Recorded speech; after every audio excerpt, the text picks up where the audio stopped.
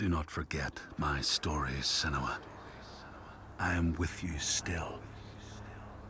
Out of hell you have come, and now find yourself in Midgard, the world of men. Do not think it any less dangerous for that. Your path has taken you far from home, across the boundless sea, and you must go on to the heart of this place, to the heart of man.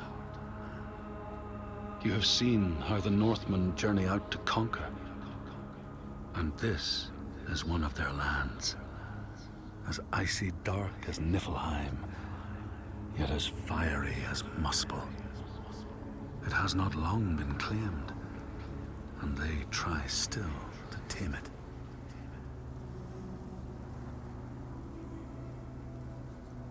The Skald's verse speaks of a man called Grettir the Strong. A strange and bloody life he led. And it happened in this land you have come to. Listen to his story, Senua, for it may in some small way illuminate your own.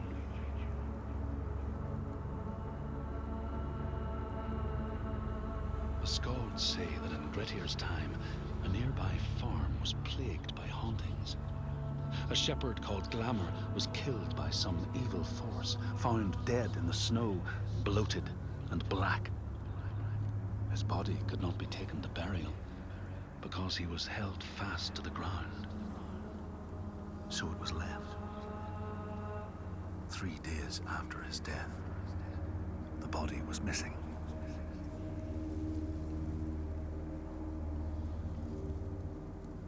The Skalds tell how the revenant Glamour roamed the settlements, terrifying all those who lived there. Each one he killed, in turn, rose to walk beside him. Thus, evil begets evil. But the man Grettir was proud and overbearing, and thought the Droiger no match for his strength.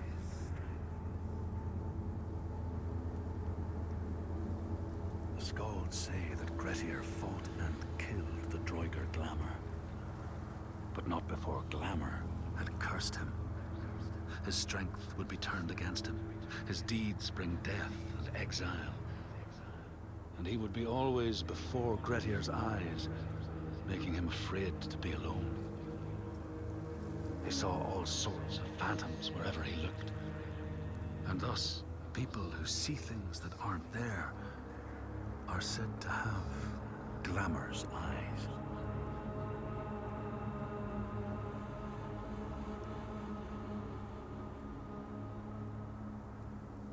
The Skalds tell how in the time of Grettir's kinsman Thorgrim, there was a terrible famine. No crops could be grown, and the fish fled the nets. It lasted years, and the people were desperate. There was no respite even in spring, since terrible gales from the north would rise up and set in for weeks. This is a cold and unforgiving land, Senua.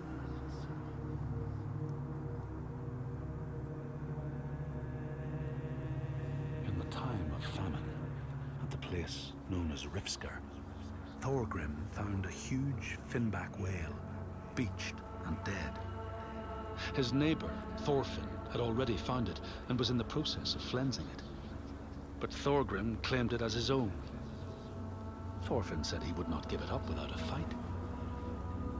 If that's what you want, Thorgrim said, let it be so. And he launched a blow at Thorfinn, cutting off his head in one strike.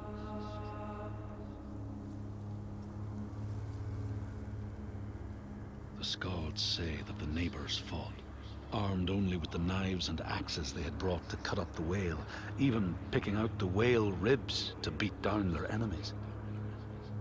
Thorgrim's men had loaded their boats with whale meat, but as they went to leave, one of their opponents struck Thorgrim's brother a fatal blow. And this is how hunger fates desperate men to come to blows, striking out against one another to survive.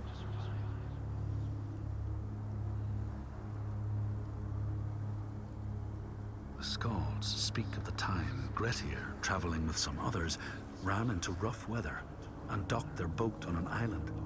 They had not brought fire with them, and the merchants complained bitterly. Seeing a great fire blazing on the other side of the strait, Grettir said he would swim over to fetch it. He took off his clothes and struck out across the water, wearing nothing but a cloak.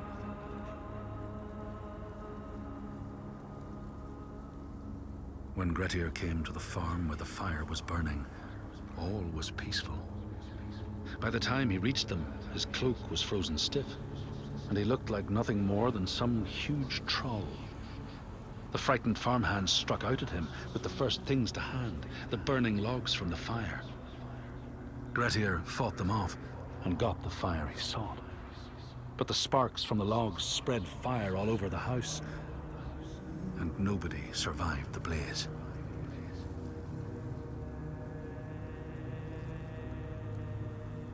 The Skalds say that Grettir swam back across the strait, keeping the fire safe from the water.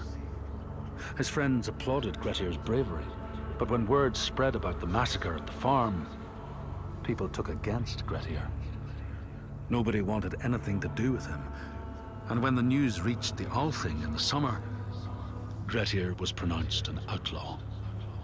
All doors would hence be shut to him.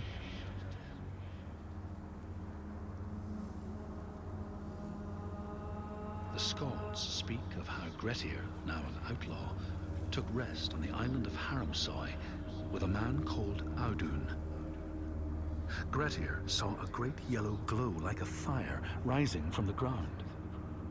Audun told him it was coming from the burial mound of Kar the Old, who ever since he died had haunted the island, and warned him to stay away.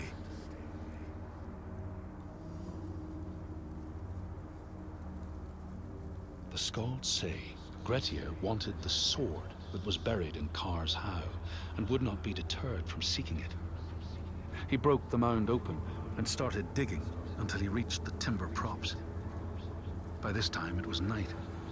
Audun warned him again not to continue, but Grettir threw down a rope and went inside the mound. No light penetrated it, and it reeked of death. But he persisted in exploring.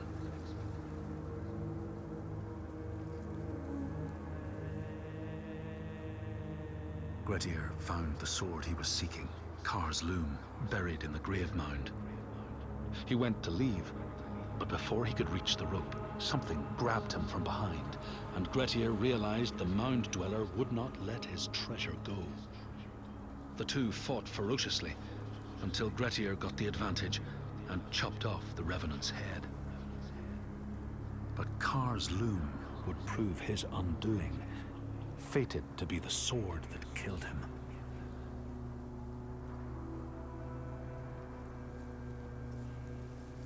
The Skald's verse tells how Grettir made many enemies with his proud and overbearing nature. Always quick to anger, his strength and fighting prowess meant that even the most trivial of quarrels met a fatal end. The kinsmen of those he killed or maimed were angry, and because he was an outlaw, no one was allowed to help him.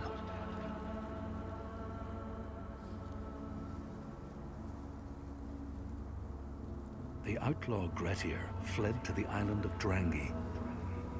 His enemies knew he was there, but he was still so strong and fierce, nobody could shift him. Thorbjorn, first among his foe, sent his foster mother to see Grettir. She was a Seithkona and very wily. She enchanted a tree branch and sent it to wash up on Drangi. Grettir tried to cut it up for firewood, but his axe flew back and struck him in the leg. The wound blackened and festered, and Grettir feared his time was close.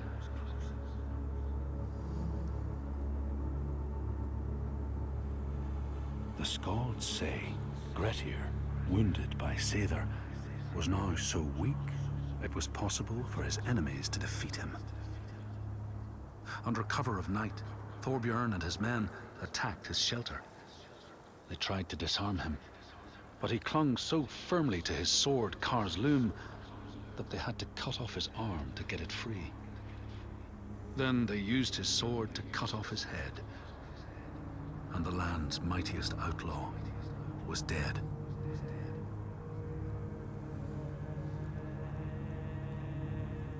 As the Droigar glamour had predicted, all Grettir's brave and fine deeds brought him misery. So fate makes prisoners of us all. But it was Grettir's nature that made him fight the Droigar, and Grettir's nature that led to blood feud and exile. So what is truly our prison, Senua? Is our path ordained, and we powerless to change it? Or do we blame uncertain powers for what we ourselves ordain?